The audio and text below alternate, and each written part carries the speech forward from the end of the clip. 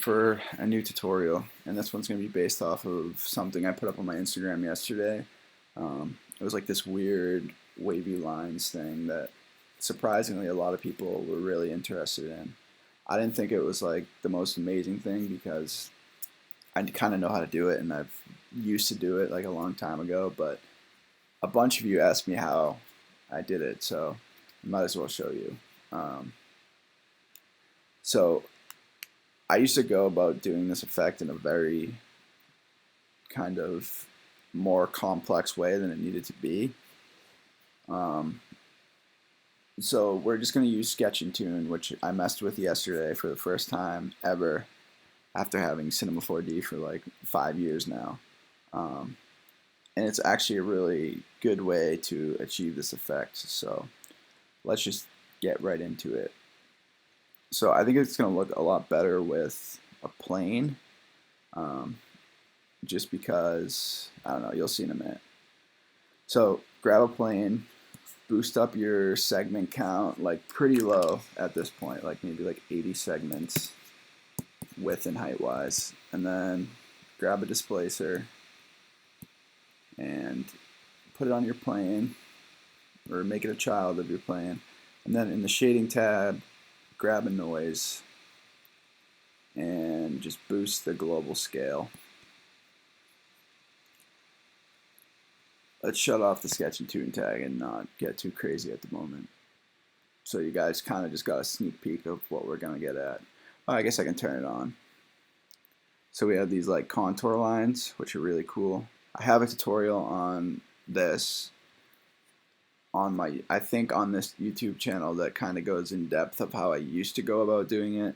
And like that's if you wanted to take these contour lines and turn them into splines, which is a lot harder than it looks, unless you have like Houdini or something. But in Cinema 4D, there's really kind of only one good way to do it. I mean, maybe with like the new modeling tools, you'd be able to do it effectively, but let's get out of this side rant and just go directly into the effect I'm showing you guys now. So once you put your noise on your displacer, we're going to animate it.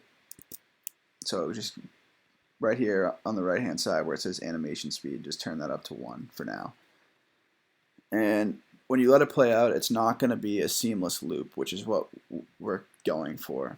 It's just kind of jumping from, once it hits the 90 frame mark, it just jumps right back to the beginning. So what we want to do is change this loop period right here to 3. And I believe that a loop period is defined as like every 30 frames is 1 loop period, maybe, I think. I think that's right. So yeah, if you have 90 frames, you set this to 3, that's 90, the loop period, whatever. So now we have a seamless loop, so we can play this an infinite amount of times without worrying about someone noticing where it starts or ends, if that makes sense. So yeah, let's boost the height of our displacement. You can go as high as you want, but let's give it a good solid height that no one's going to complain about. And I kind of want to boost this scale up a little more. So in general, you can get like super weird with noise. Like you come down here and boost up this cycles value, and that's going to do some really bizarre stuff. And in order to like get this stuff to work, you kind of need to have a really high segment count, like 140 or something, which is still very low. But you can see that with that being the case, you get some bizarre effects. So I guess we'll stick with this for now and change our fall off to sphere. There we go. So now in the middle of this plane, we got some bizarre alien looking gooey wobbly stuff that looks pretty cool. So the power of this is being able to trace the contours and get like some very organic looking lines. This is like great for animation. People will love this stuff. So if you go down here, I've already done this beforehand. You're going to go to Create, Shader, Sketch Material. And as soon as you do that, this sketch material will pop up. So you can go in here and change the thickness of your line. So down here, thickness, you can have it up to 1, 2, however how you want to go. But I found that 0.5 for, at least for this effect, looks pretty good. Also, color of your lines right here, I changed it to white. I didn't mess with the distort, but if you hit this curve stroke, your strokes will become less linear and more kind of random. So let me see, did I do anything in here? No. So the only things I think that I adjusted was thickness and color. Another thing that's going to happen when you add this sketch and toon material is in your render settings you'll get a sketch and toon tab, which you can add by just clicking this effect thing here, but you don't even need to do that. As soon as you add this sketch and toon material, you're automatically going to get this sketch and toon preset in your render engine. And this stuff is goes really in depth. I do not know much about sketch and toon, so if you want to learn more about it, I recommend finding somebody other than me. So the thing that I believe happens when you have the sketch and toon preset selected is you have what's selected as folds, creases, border, and edges. Could be wrong, but yeah. So just deselect all those and turn on contour. And then down here in your contour mode, I'm using angle, but you have all these other selections, and I just set it to -38. I don't know exactly. I mean, just play around with this angle until you like the way it looks. There's something else in here that's important. Maybe not this tab.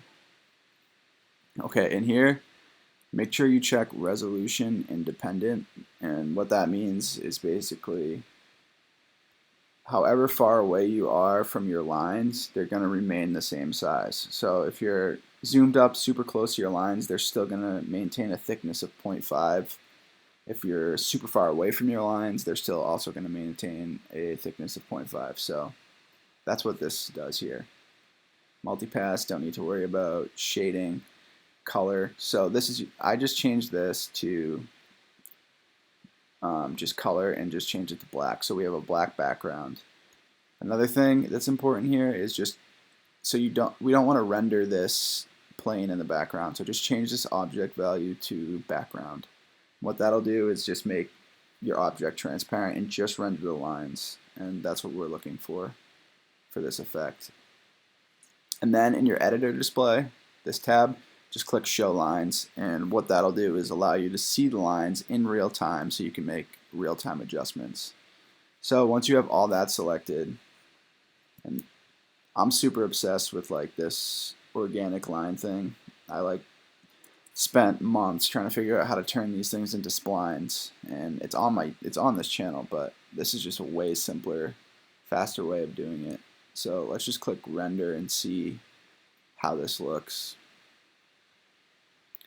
And the line generating is taking a bit long on this, but yeah. So you can see we have these super cool lines. So I'm just going to go back into the displacer and not make this crazy noise. So I'll turn my cycles back down and just kind of get something more simple going here. And we can displace the height more. There we go. So that's more simple looking. Simpler, however you're supposed to say it. So we can also crank up the amount of lines we have by using this steps value. And for now, that's probably good enough. And you can probably also smooth out your lines by using this smoothing tag.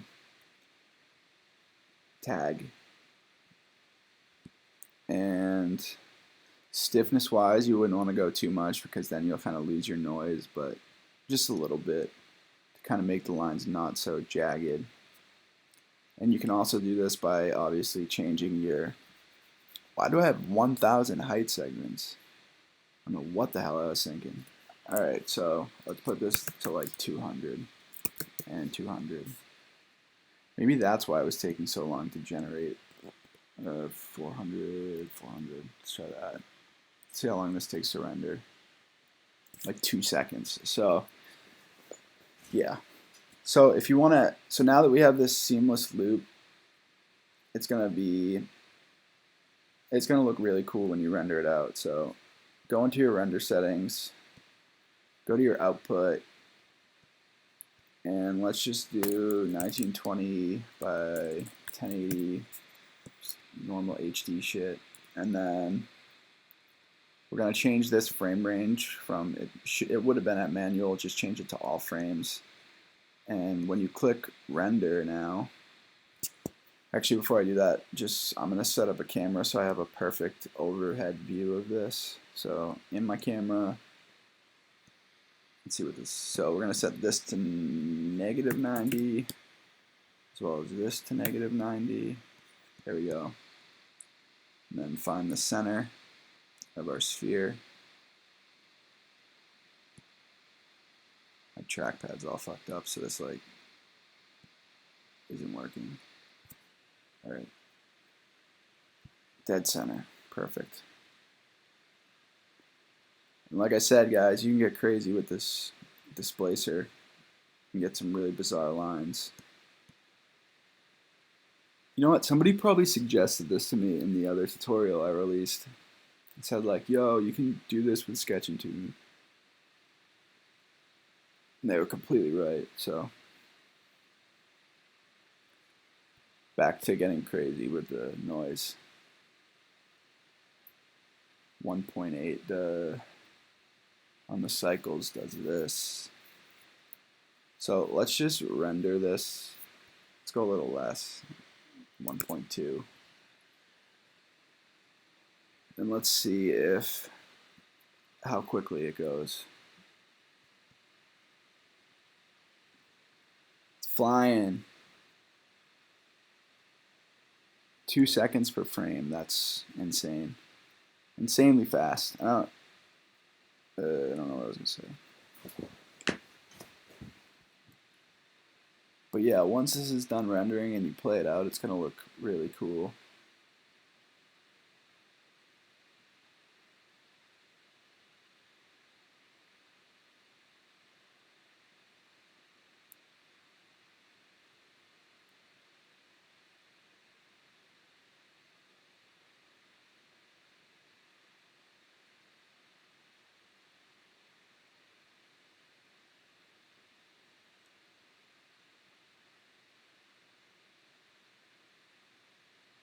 So yeah, tracing contours. Super cool results. It does have this feel to it that it wasn't created in Cinema 4D.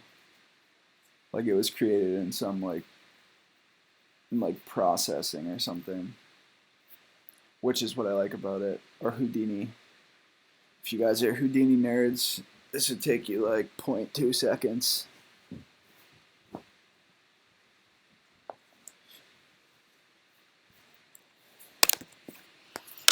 Yeah, I love the way this looks. It's super organic looking and I don't know, definitely interesting. Something I think you guys should explore more.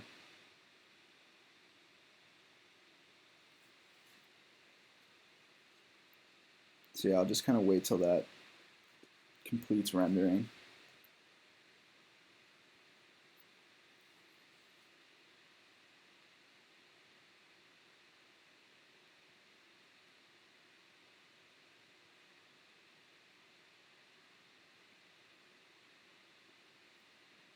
So if you didn't have that cycles number turned up and the noise, it would have rendered way faster. And by way faster, I mean like probably less than a second. So yeah, try different noises and see what you get. So let's turn the cycles down and while this is rendering, mess around with some other noise. You got box noise, blister turbulence.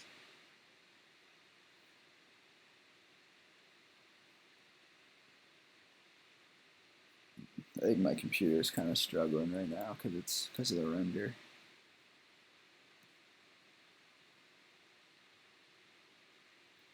Booyah.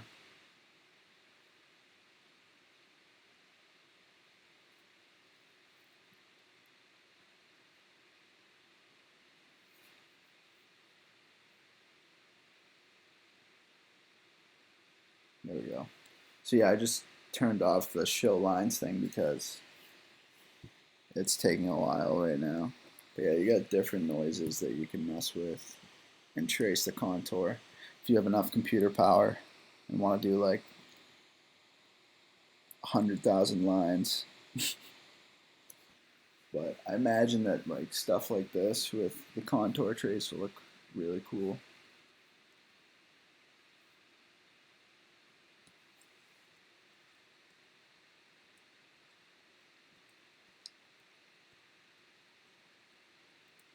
The only thing with like the Cinema 4D noise is I kind of wish I had more control over it. Like in Houdini, you can really dive into noise and really mess with it.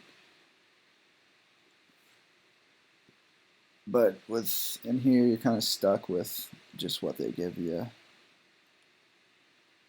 But I'm also not like the smartest kid in the world, so Houdini, it just goes way over my head. I shouldn't say that about myself. I'm not stupid, but I can't code shit. Alright, let's see how it looks now. Yeah, so that's dope. Alright, do what you want with this. I'm out. Later.